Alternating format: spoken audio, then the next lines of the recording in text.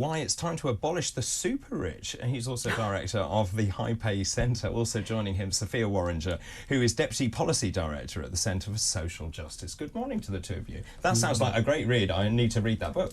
Yeah, definitely. Available online. All good bookshops right now. Who is super rich? Very reasonable. Yes. I'm defining it as the 1%, but income and wealth above the top 1% threshold. Okay. So I think that's something that you've got to be very clear about when in this debate. When you're saying, you know, the super rich should pay a little more tax, or they should pay the workers at the companies they run and invest in a little more, you're talking about people with incomes in, you know, the hundreds of thousands, if not millions and billions, rather than somebody middle class who's just sort of getting on a But bit. isn't the top percent just over 100,000, something like that?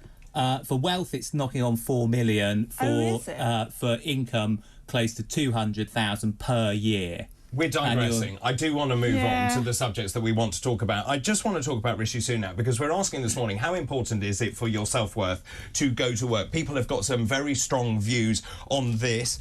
We also spoke about this morning because Rishi Sunak wants to strip GPs of their power to sign people off work as part of a plan to tackle what he calls the UK's sick note culture. He says that benefits have become a lifestyle choice, causing a spiralling welfare bill.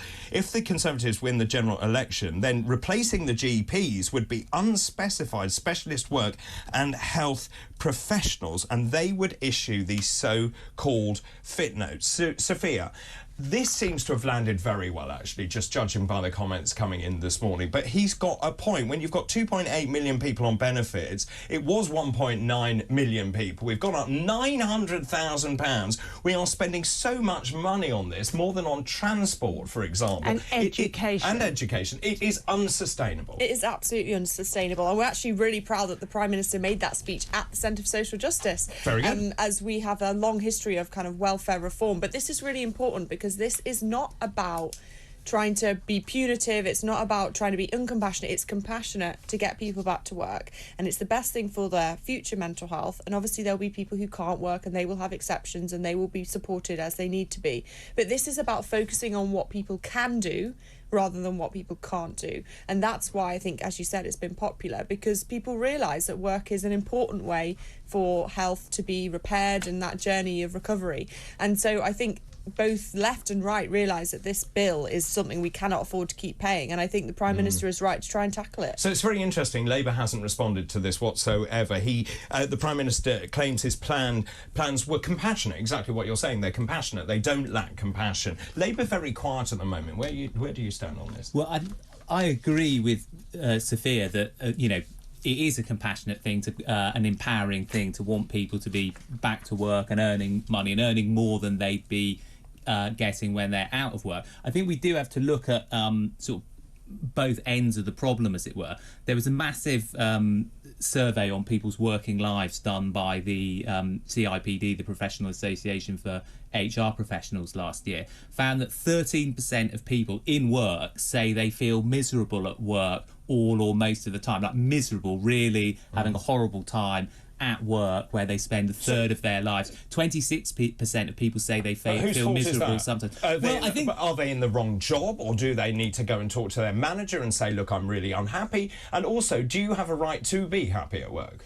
I think it's important that people are happy at work. I mean, I'm an employer, and you know, I would want my staff to be happy, because then they're going to work harder, they're going to be more productive, they're going to take less time off sick. If you look at, I think it's generally agreed that the UK has quite a big problem with economic productivity. If you compare us to France or Germany or the US, the average British worker doesn't produce as much as the average worker in those countries. And research generally shows that quality of management is a big, not the only, but a big factor in that. I think it probably links to why so many people feel miserable at work as well.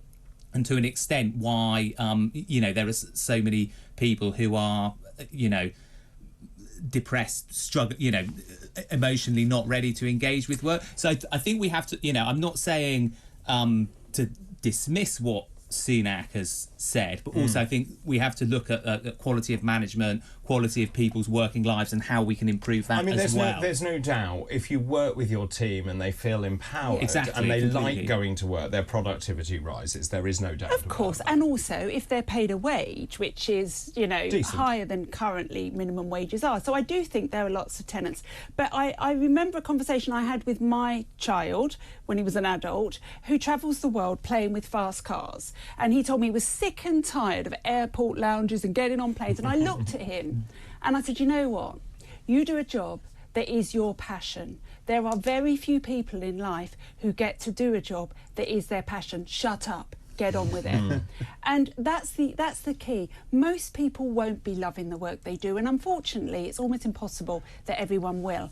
But I feel there is a societal right for people to work and to contribute rather than just take And can I just, on that point, Sophia, is there a sense of entitlement now? Because certainly I've been in this position as an employer where young people come in and say, well, I don't want to work that number of days a week. I want to do these hours. I want to work at home. Well, guess what? You can't. That's not the job. I mean, I think there is a change in attitudes. Some of it may be positive and we need to, you know, adapt to that. People are potentially wanting a better work-life balance and taking care of their kind of well-being. I think the problem is when those things are seen as anathema to good mental health. Actually, work is an enabler of good mental health. And if people see it as something that you can only engage with once you have this kind of perfect equilibrium of managing stress, I think that is a problem. And I know Gen Z gets a lot of stick. They do. For being the ones who leave at 5:01 every day and they do absolutely only the bare minimum. But so that I think is a but the problem. more you put in, the more you put in, the more you get out. Surely. I think it also differs from job to job, because in my experience, I don't find I work with a lot of young people, you know, in their 20s, early 30s. They're all very engaged, keen to do well, believe in the work that we're doing. But it is quite engaging graduate work. Whereas if you're in a minimum wage job in a shop or something and you're only being paid to work 8 hours and you're not being paid very much, I think it's well within your right to leave at 5 on the dot. Have you just hit the nail on the head, though, about graduate jobs? Did Tony Blair encourage all of our children to go and get a degree? 50% to university. So now they're out there, they can't get a graduate job, which is anywhere near what they dreamed or were sold that they might get, and so they're dissatisfied. And actually, doesn't this go back to the bigger issue that if we upskilled people and said, if you have a vocation, for example, to be a carpenter, a builder, whatever it is that you love doing, an electrician, and you love your work, instead of going to university and studying golf course management, then that is not very useful for your time or your employment prospects. I mean, absolutely. Of course, you know, we want to get more people into fulfilling work that suits their interests and capabilities. What I would say is that even with the, you know, increase of people in going to university, it's still sort of half of young people. I think in the main, the people who are you know, struggling at work, not really enjoying work, finding fulfilling work, wouldn't be in that half of the population. It'd still be much more people with lower educational attainment and outcomes, lower income backgrounds. I think that I'd be sort of pretty confident that that's the case. Obviously not in all cases. I think there'll be a mixture of both. But I think, you know, I don't think we can sort of attribute the rise of university education to people's disillusionment with work. No, just in terms of how this is going to play going forward to the election, I'm getting the sense that people really like what he's saying. They think this has landed incredibly well. Does it move the dial? I don't know if it moves the dial enough. I do think he is on the right track, and I think the question is going to be the delivery of these policies we talked about. GPs not having the fit note power. Who is going to be delivering that? That detail still needs to be filled in. So they said something like an unspecified specialist work. Well, that's too nebulous. I don't know what that is. Who is this, and who's paying for that, and where does it come out of, and where is it going to be based? Exactly, and whether that comes into force in time for people to feel the effects of it. And maybe those details will come, and I look forward to seeing them. But I think the delivery is key for this. So I think that will be what shifts the dial. There's also a question of like how long it's going to take to have any impact, and the election will be this year, and you're talking about things that will take a long time to. Well, absolutely, and of course it will be in the manifesto, won't it? And after the election, just in terms of Rishi Sunak and trying to move the dial, we were trying to think of 5 pledges actually in terms of how you judge Rishi Sunak. One of those is getting the planes to Rwanda, and here we go again. So Rishi Sunak has insisted his Rwanda plan will finally get through Parliament on Monday. Now that is some bold promise. He says we will sit there and vote until it is done. Amazingly, that scheme was 2 years ago. It was announced by Boris Johnson, and I feel every single day of that in those last 2 years. I've spoken about it pretty much every single day. I found this really interesting. He said, everyone's patience with this has run thin. Mine has run thin. And so our intention now is to get this done on Monday. No more prevarication, no more delay. Why didn't they do it last week?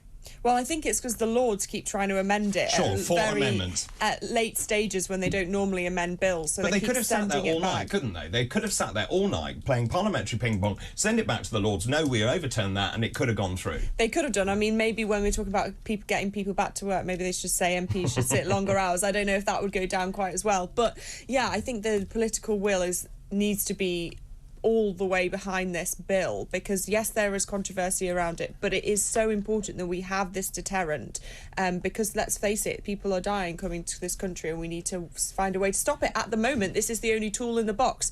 I'm very welcome to other opportunities for solving this problem, but so far I haven't seen them. No, where do you stand on this? Let me tell you what these 4 amendments were, including exemptions for Afghans who work with the British. Rwanda should not be declared safe until an independent monitoring body has actually decided this and verified this. Don't ignore international law and jurisdictions of UK courts to be reinserted. How much of this is the House of Lords just trying to assert its dominance?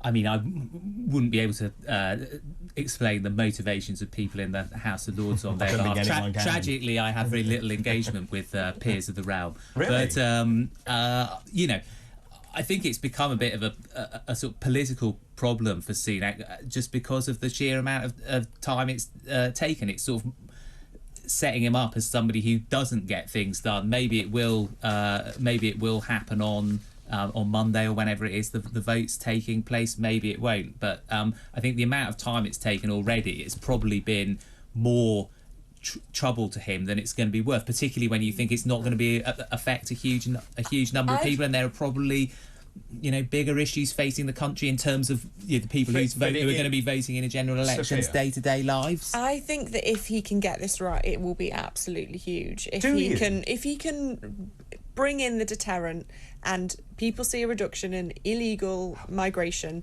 it will be a huge vote swinger. And so I do think it is really important. But on those amendments, what's interesting, some of them are tweaks. The Afghan interpreters, I think I would support that. So that's an important thing. Some of them are wrecking amendments. They want bringing ways to bring down the whole bill. So I think there's a big kind of difference between them there. So interestingly, Rwanda now says it's ready to take 30,000 asylum seekers in the first 5 years. It's going to cost us £5 billion. Also, the government has got other agreements in place, or they hope to have in place, with places like the Ivory Coast, Costa Rica and Botswana. I've remembered the 5th pledge, debt falling. Yeah, and I've just looked up a really handy tracker. Oh, yeah. And the only 2 that they've actually got on track are the halving inflation and growing the economy. Reducing debt is actually in the red. We're at 99.5% of GDP. So cut NHS waiting list times is some progress, but I don't know where they're getting that progress from. And then stop the boats at the moment is a fail, of course. It's a fail because we've had 6,265 people in so far. Let's take a quick break because I want to also ask what Rishi Sunak can do to try and turn this around. Also, I'm asking this morning, how important is it for your self-worth to go to work? Get in contact via all the usual routes, please. We're going to continue with our head-to-head after this break. This is TalkTV.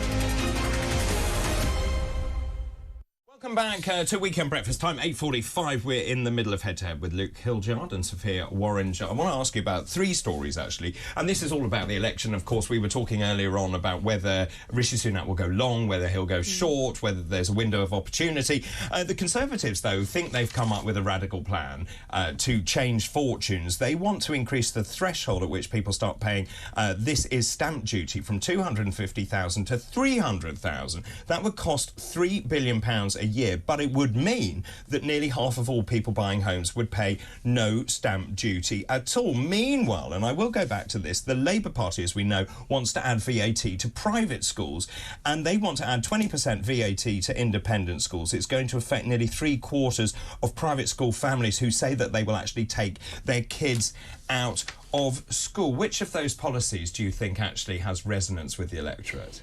2 opposing sides, very different policies.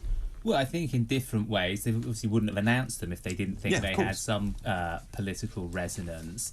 I'd be slightly sceptical over the claim around private schools. If you ask a bunch of people who are spending tens of thousands of pounds a year on a service, would you continue to pay that? Essentially, do you like the idea of paying even more? They're probably going to say no. A lot of them are scrimping and saving to get their kids into school, and if you increase it by 20%, that's a heck of a hike. I think the evidence shows that generally private school fees are quite demand for private schools is quite sort of fee elastic. Like even if the fees go up, I read somewhere that the fees have gone up. From something like a couple of £1,000s a year to like tens of thousands of pounds now, and that an increasing number of the people going to private schools in Britain are not British children, but the children of like oligarchs from Russia or the Middle East. Because they can't, homegrown kids can't afford to go, and therefore the schools are reliant on overseas students. But I think that it's probably more the other way around, that they've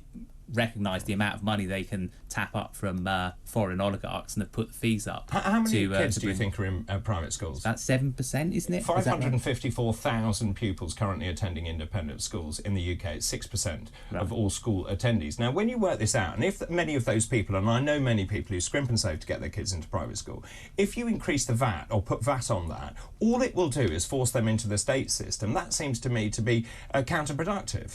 Yeah, I think the Labour Party keep pulling out this number of how much it will bring into, they'll be able to kind of spend on other things if they bring this measure in, and I don't think they've accounted for the exodus that would happen for those who leaving the school, and those state schools will have to absorb the costs, and they've also spent the money that they would raise from this about 1,000 times. So they need to sort that out. But I do think it is correct that lots of people who go to private schools are not swimming in money, and in fact there's a big range of private school fees, and people go to the likes of Eton and Harrow and their mind jumps there immediately when you talk about private schools, but that is not the typical experience. And there are a lot of very small specialist schools, particularly for children who have additional needs or those who are not fitting well in mainstream schools for whatever reason. And I understand that is a privilege to be able to have the money to extend to that, but it's a choice that you've spent your money on that rather than something else. And you're still paying tax for your public school place. Exactly. So you're actually paying twice. When I was 24 and I had a 3-year-old that I wanted to go into the private system, I denuded myself of every luxury ever. I paid the mortgage, his school fees and the au pair, and I lived on apples and yoghurt when interest rates went up to 15% so that he could go to private school. There are lots of me around the country doing that. Sorry. I mean, as you said, I think a couple of important points there, not to sort of deny anyone's experience or anything, but for example, I think it'd be perfectly possible to have this policy but make exceptions for like specialist schools that are providing particular functions for children with particular needs. Even those, we said it's 6% of children. That's overwhelmingly going to be from the top 6% of households. For most people, even if they're scrimping and saving and working as hard as they possibly can, this is going to be well out of reach for them. And then the final point about the impact on the state sector is that if you have more aspirational children from aspirational families with parents who encourage them to read and take a keen interest in their education, that's actually going to raise the standards of state education. So use my child to actually drag up other children whose parents aren't doing it. People with wealth will always be able to game the system, whether that's moving into a catchment area or having a second home in a catchment area. Having a private tutor. Exactly. So I don't think it's possible to completely... What we need is really excellent state schools. Correct. But and also, this isn't going to do so it. the reason I wanted to do I think more money for the state schools is going to... Well, can I just say, though, that research from the Adam Smith Institute has suggested that the policy will cost taxpayers £1.6 billion a year.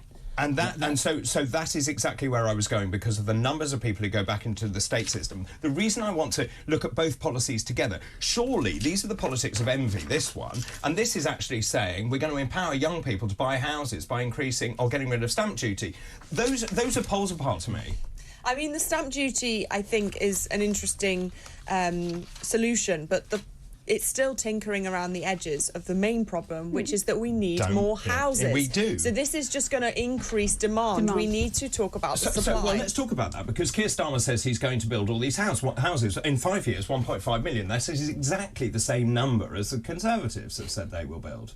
Again, it's on the delivery. And I think the Labour Party, if they get into power, and they will find that the political will be harder than they expect, because this new swathe of voters that they are now courting to bring into their coalition will be the same ones who are currently driving the members of the Conservative Party who want to block housing reform. So I think it will be more difficult in office than it is in opposition, as many things are.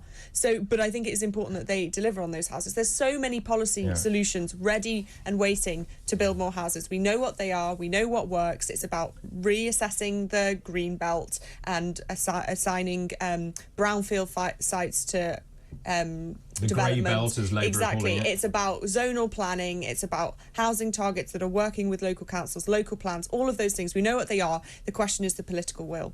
Luke. Just to say, on the Adam Smith Institute research, I'd thoroughly recommend you check out Tax Policy Associates, which is a think tank run by pretty much the leading tax expert in the country, who felt that the Adam Smith Institute was, while well intended, a bit dodgy, and that the sums didn't quite add up. So I'd recommend checking that out. On the stamp duty stuff, I think you make a good point about it being aspirational, but when it's moving stamp duty from 250,000 to 300,000. Most people can't afford a house at 250 or 300,000 pounds. So the number of people sort of potentially brought into property ownership through this is going to be pretty minimal. And I agree with Sophia that we need more meaningful. Sophia. How does Labour believe it's going to build more houses when the targets are exactly the same? They're talking about the grey belt, which actually is what the Conservatives are talking about. Everyone is talking about. How on earth are we going to build houses? Not just any old house, but really good homes. We know the numbers of houses we're building, they're too small, there are not enough cupboards, they're not fit for purpose, all that stuff. They're little shoe boxes. That's not good enough. I don't know. I think young people just be happy with a house. Yeah, but I agree with you. But why are we building such...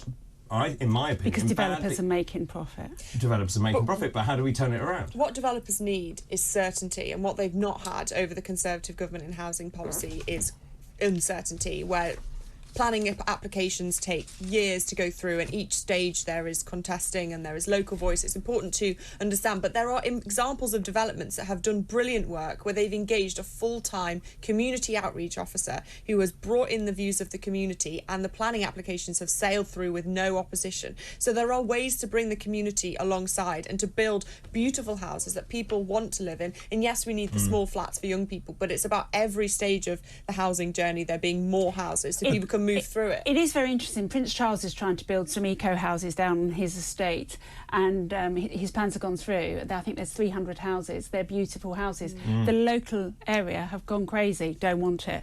Yeah, of course. Yeah. I think there's an important point as well that's beyond housing, which is about the UK economy as a whole, because most of the demand for housing is in London and the South East, where the space is just at so much more of a premium. If we could get regional economies growing a bit more effectively, there's plenty of space, affordable housing in places that people currently don't want to buy it because it's not convenient for their working lives. What about aspiration? Why don't we actually say we're going to build 2 new cities with great transport links? Let's do a Milton Keynes. And hospitals and doctors and schools. And infrastructures, exactly, and shops. Why does no one have that kind of vision? Well, we kind of had this mad sort of deficit obsession. I mean, that would require quite a bit of public money, right? And we've been so averse to sort of spending to. It's a private investment. But you need to link these. Drive. You need to have. NHS care for these cities. You'd need to link them to other places. So yeah, of course there'd be private investment as well. But I think it would take a significant degree of public investment to build 2 new cities. But isn't your point really valid? If you put the infrastructure in and the transport links, for example, then there is a need, and developers will see that actually they'll be able to sell those homes because people want to live there because they get great connectivity. Exactly. We have a huge problem with housing. We also have a huge problem with productivity. They're almost 2 sides of the same answer. Let's grow our economy by doing a huge new generation of building homes. Very sensible stuff. Thank you very much indeed to both of you, to Luke Hildyard, also Sophia Worringer. That was today's